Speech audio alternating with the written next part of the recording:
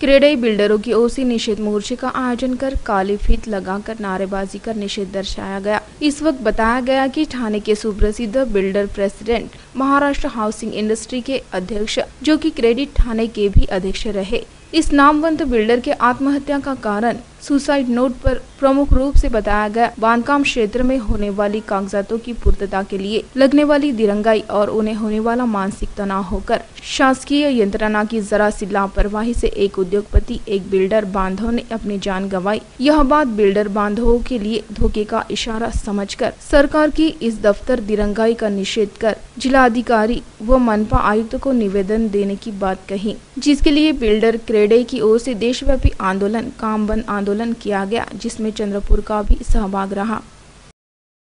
दिवंगत सूरज परमार हे ठाण्यातले एक सुप्रसिद्ध बिल्डर, ते तेथील प्रेसिडेंट महाराष्ट्र हाउसिंग इंडस्ट्रीचे अध्यक्ष सुद्धा होते आणि क्रेडाई ठाण्याचे सुद्धा अध्यक्ष होते। एक नामवंत बिल्डर जो सक्सेसफुल आपला बांधकाम व्यवसाय करीत असताना अचानक स्वतःला आत्महत्या करण्याची गरज का पडते?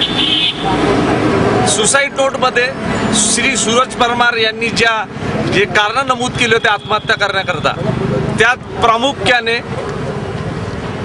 बांधकाम क्षेत्रात होणाऱ्या कागदपत्राच्या पूर्ततेसाठी लागणारी दिरंगाई आणि त्यांना होणारा मनस्ताप आणि कुठल्याही प्रोजेक्टला लॉन्च करता होणारा वेळ, त्याकरता बऱ्याच मानसिक दडपण आलेलं होतं। आणि असल्या सुसाइड नोट लिहून जेव्हा आम्हाला कळते की आमचा एखादा बिल्डर बांधव शासकीय यंत्रणेच्या थोड्याशा चुकीमुळे एका उद्योगपतीचा, एका बिल्डर बांधवाचा आणि आमच्या देशाचा एक चांगला उद्योगपती जर गमावत असेल, तर येणाऱ्या फ्युचरसाठी आम्हा लोकांसाठी, आमच्या बांधवांसाठी ही धोक्याची घंटा अशी समजून सरकारची जी नीती वेळ काढूपणे धोरण किंवा जी दिरंगाई दप्तर दिरंगाई चालते, त्याचा निषेध म्हणून आम्ही आज काळ्या फिती लावून माननीय जिल्हाधिकारी चंद्रपूर आणि आयुक्त महानगरपालिका यांना निवेदन देणार आहोत।